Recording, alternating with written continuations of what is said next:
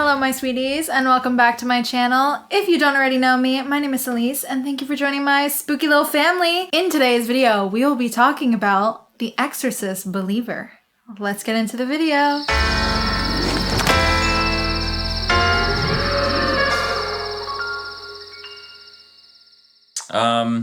So spooky. I'm sorry. You're gonna have to kind of take over for this one. For the audience, I actually didn't see this one. I was out. I was taking a driving lesson. Trying to get my license. And I didn't actually go to see this movie with Spooky because I was at my driving lesson. Right, because Cornelius has to drive me to all my cons and my events. Duh. Yes, actually, yes. And if I don't, Duh. Spooky says she's not going to give me a pay raise, which, to be fair, girl boss. But that's why I thought today we would try something a little different. You tell me about this movie. Because I saw the trailer and it looked boring. I will tell you all about this movie. Directed by David Gordon Green, starring Leslie Odom Jr., Olivia O'Neill, Ann Dowd, and Lydia Jewett, also Ellen Burstyn. The Exorcist Believer follows two girls who disappear into the woods and return 3 days later with no memory of what happened to them. The father of one girl seeks out Chris McNeil, who's been forever altered by what happened to her daughter 50 years ago. 50 years, get over it. Actually, that synopsis sounds really bad. But to be fair, you know, the way that you kind of reacted to seeing the movie, it doesn't seem like it's really, you know, giving it that bad of a rap. I mean, all right, so look. I did call Cornelius to give my first thoughts. Yes, and they were not great, but they weren't as bad as everybody else. So can you give me a little... I'll make my decision after you tell me about this movie. Okay, so... The Exorcist Believer opens up pretty strong. It takes itself very seriously, I would say. Going into this film, I was just like a little bit skeptical because I was once a David Gordon Green stan. I was, after Halloween 2018, a stan. Literally I was like, once. Let's go. This guy gets it. This guy understands the material. He cares. He cares about legacy characters. Whatever. And then he did Halloween Ends, and I was like, I don't really think this guy gets it. I don't really think this guy cares too much about our characters.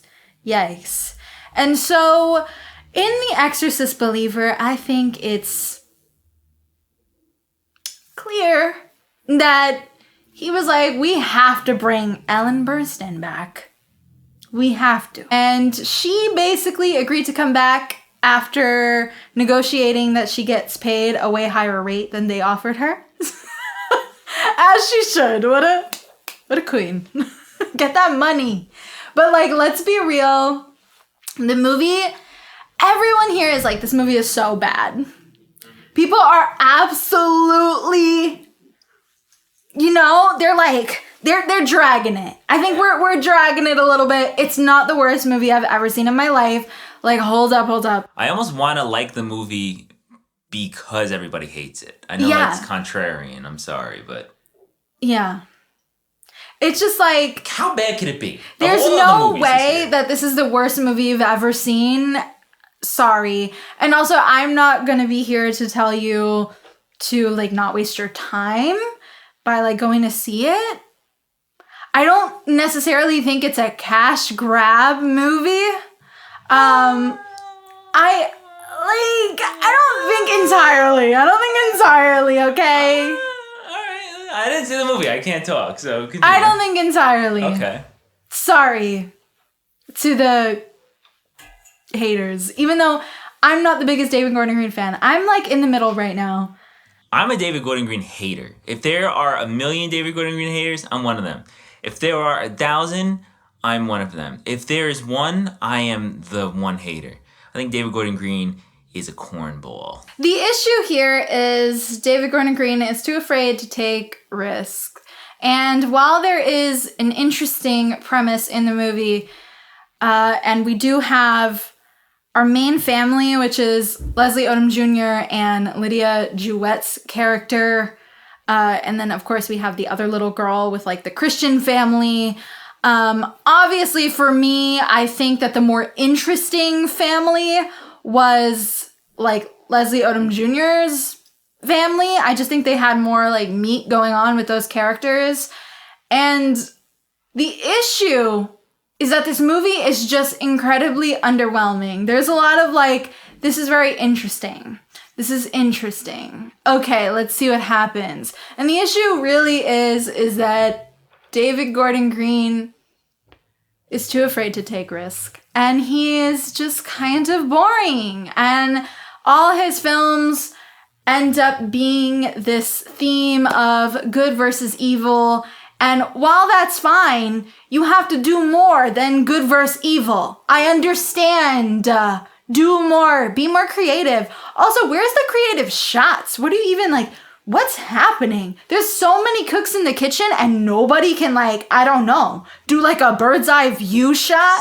Nobody can do anything? Like, do we always have to contact James Wan? Yo no entiendo eso. Like, don't get into film then. He's still doing the good and evil thing? Like, God, what are you, in 8th grade? It's not the 80s anymore, dude. There's nuance. We like nuance now. So, Cornelius, if you don't know, not one girl gets possessed in this film, but 2 girls get possessed in this film. Oh, okay. All right. So, I guess that was supposed to be like, whoa, we're upping the ante because 2 girls are possessed. It doesn't really do anything. It doesn't really make anything more interesting, and it doesn't really... They just don't do enough with it. You got like 2 girls possessed, and now everything is just like... There's like a lot going on. Like a lot, and not in a good way. So this film also struggles with the David Gordon Green effect, where there's very much characters who speak like cartoon characters, and they don't speak like real people. Now, some of the dialogue in this movie had me kind of chuckling, and I did go with my friend who is a massive Exorcist fan, like the Exorcist connoisseur. So I was like, okay, I gotta see what he thinks. And he was liking it, you know? So, and I think the film, it does keep your attention in the beginning. But then, after we have like a somewhat solid first act and a somewhat solid second act in the middle, once we get to the middle and to the end, once Ellen Burstyn comes in the film, everything goes absolutely down. We've got Ellen Burstyn talking crazy. We've got Ellen Burstyn having a line about the patriarchy, and that's why she wasn't allowed to be in the room when they were performing the exorcism on Reagan. David Gordon Green was like, ally. Yeah, he was like, let's girl bossify her. And they thought it was one of those lines that was like, mic drop, like, what? Everybody in the theater is gonna be gagged. But everybody in the theater, in my theater, was dead silent. Like, nobody was snapping fingers, nobody said slay, nobody said yes queen. Was that what you were expecting? Yeah. But it just felt really weird. It felt really weird. It didn't really make any sense. And to be honest, she does have most of the worst lines in the movie. And she's a great actress. I mean, obviously, she's an icon.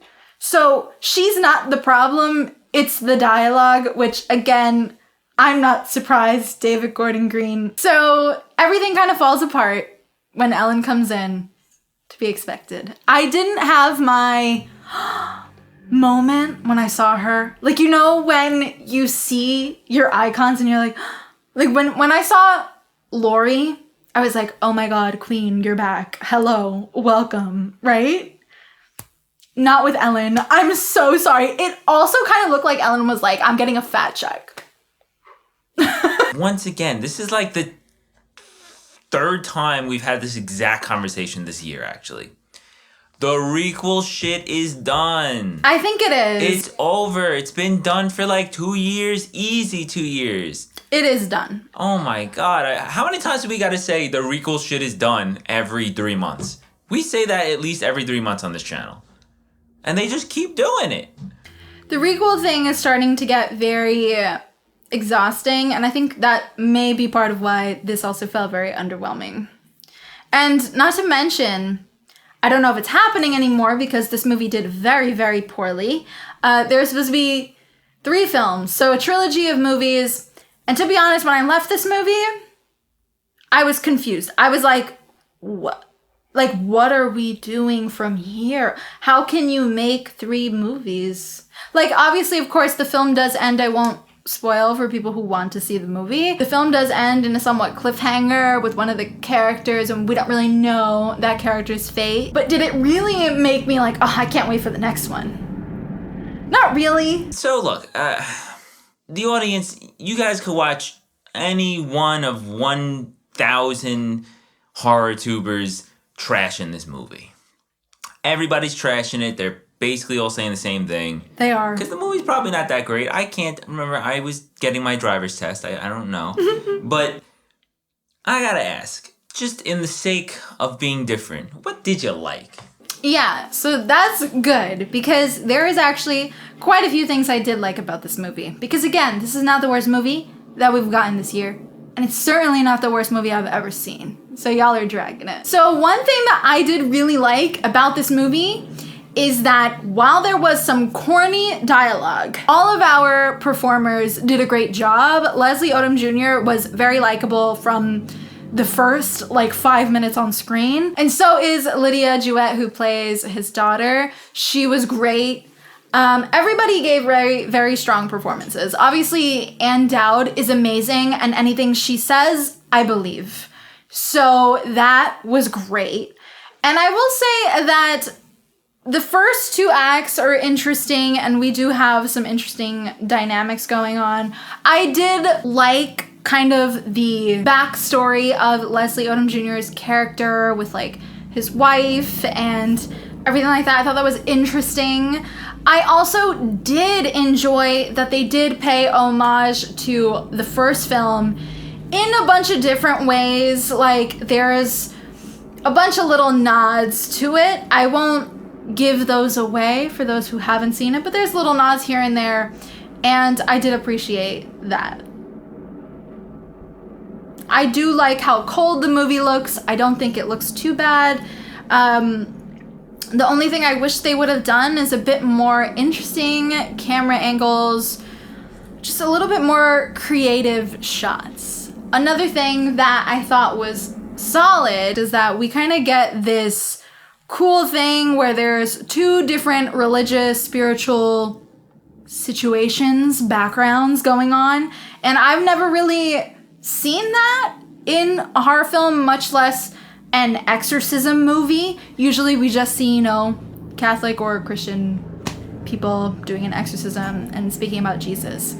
But there was a little bit more going on here, so it was very cool to see that. And as someone who is Puerto Rican and knows about the brujeria and has grown up in a family that does practice some brujeria, it was really cool to see that kind of spirituality on the screen. In a big movie. Obviously it didn't do well, but I thought it was cool. I thought it was probably one of the most interesting, and I did like that aspect. I thought he was doing something with it. Do I think it has the best outcome? Not really, because the ending, like I said, is underwhelming. This movie sounds mid. I think that's a solid analysis. It's about as deep as anybody should go. We've already spent too much energy on this movie. But, well, what do you give this one? I feel like I'm going to get a lot of, people being really mean. Yeah, but...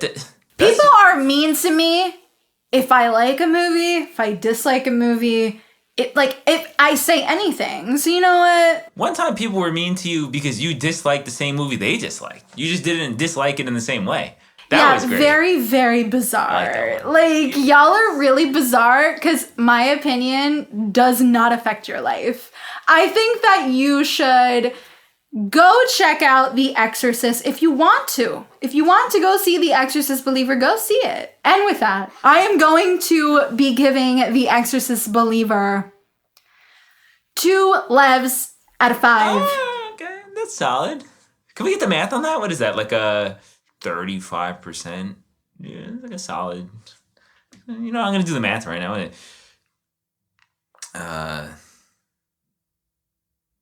Just give it a 2. I don't know math.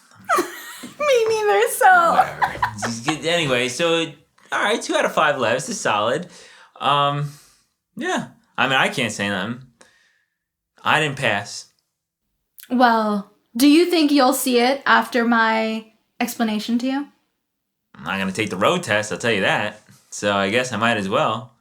Looks like I made a believer of Cornelius. Just say the outro. Alright, you guys, that is it for today's video. Thank you so much for watching. Don't forget to like and subscribe, as it really helps me a lot. And be sure to click that little notification bell to be up to date every single time I upload. And let me know in the comments, did you enjoy The Exorcist Believer? Was it not really for you? Actually, I'd love to know your pros and cons about the film. I'd love to talk about it. Thanks so much for watching, and I will see you guys in the next one. Bye.